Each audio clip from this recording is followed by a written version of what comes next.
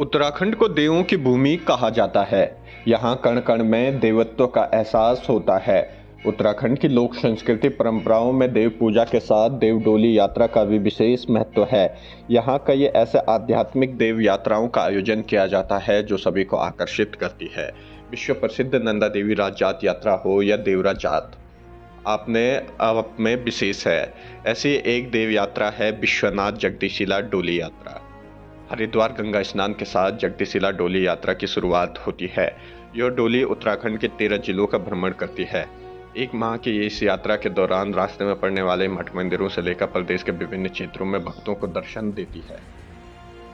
यात्रा के संयोजक मंत्री प्रसाद नैथानी बताते हैं कि बीते 24 सालों से प्रतिवर्ष बाबा विश्वनाथ जगदीशिला डोली यात्रा का आयोजन निरंतर किया जा रहा है।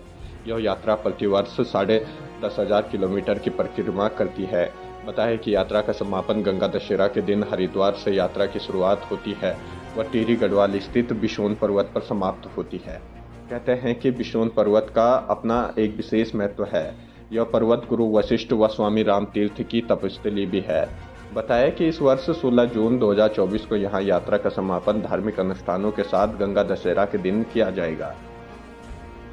मंत्री प्रसाद नैथानी बताते हैं कि उत्तराखंड में 4 धामों के अलावा भी कई पौराणिक मठ मंदिर हैं। इन मंदिरों शक्तिपीठों का चिन्हीकरण कर इन्हें धाम के रूप में विकसित किया जाना चाहिए। इस उद्देश्य के साथ डोली यात्रा के दौरान उन मंदिरों तक भी पहुंच बनाई जा रही है जिनका आध्यात्मिक व पौराणिक महत्व तो है, लेकिन अभी तक इन मंदिरों की जानकारी बेहद कम लोगों को है। आगे बताते हैं कि इस यात्रा में अब तक 250 से अधिक देवालयों को चिन्हित किया जा चुका है जिन्हें धाम के रूप में विकसित किया जाना चाहिए। इससे क्षेत्र विशेष में श्रद्धालुओं के आवाजाही से रोजगार के नए अवसर भी सृजित होंगे। तीर्थाटन प्रदेश बने इस उद्देश्य के साथ विश्वनाथ जगदीशिला डोली को देवभूमि के प्रत्येक हिस्से में भ्रमण कराया जाता है।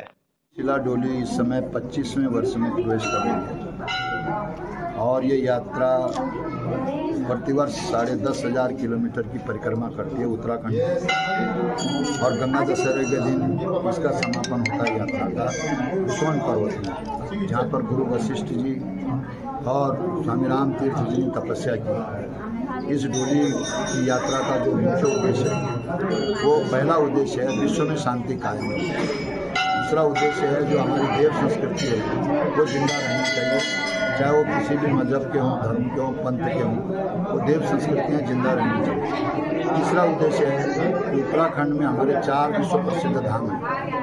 इनके अलावा पूरे उत्तराखंड में हजारों ऐसे शक्तिपीठ हैं जिनके बारे में लोगों को जानकारी नहीं है।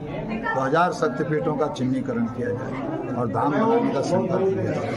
अब तक इन 25 वर्षों की यात्रा में डोली ने पूरे प्रदेश के 327 देवालयों को आइडेंटिफाई किया।